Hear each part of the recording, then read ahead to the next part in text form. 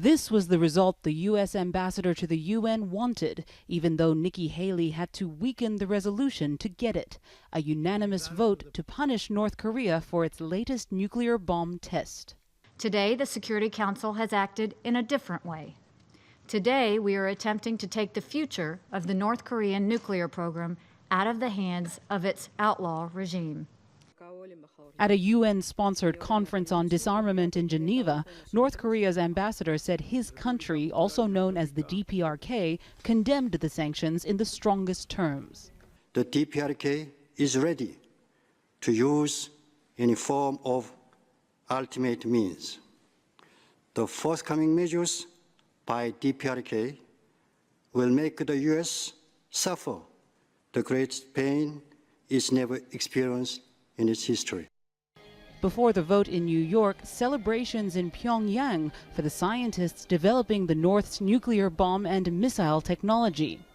The recent hydrogen bomb test which we conducted was the beacon of our great might, demonstrating death to the U.S. and confidence of victory to the North Koreans. The U.S. and its allies hope the added pressure on North Korea's economy will force the government to stop its nuclear and missile testing and return to the negotiating table. It is important to put an unprecedented level of pressure on North Korea to make it change its policies.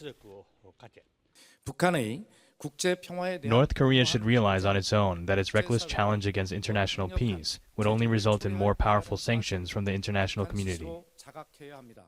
But the approved sanctions are not as stringent as those proposed in an earlier draft U.S. resolution obtained by Al Jazeera. The original draft included a total ban of sale of oil, petroleum, and gas to North Korea.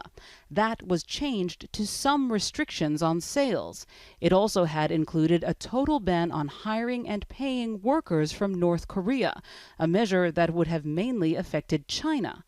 The original version also called for a travel ban and assets freeze on the North Korean leader Kim Jong-un, and freezing the finances of North Korea's national airline Koryo Air.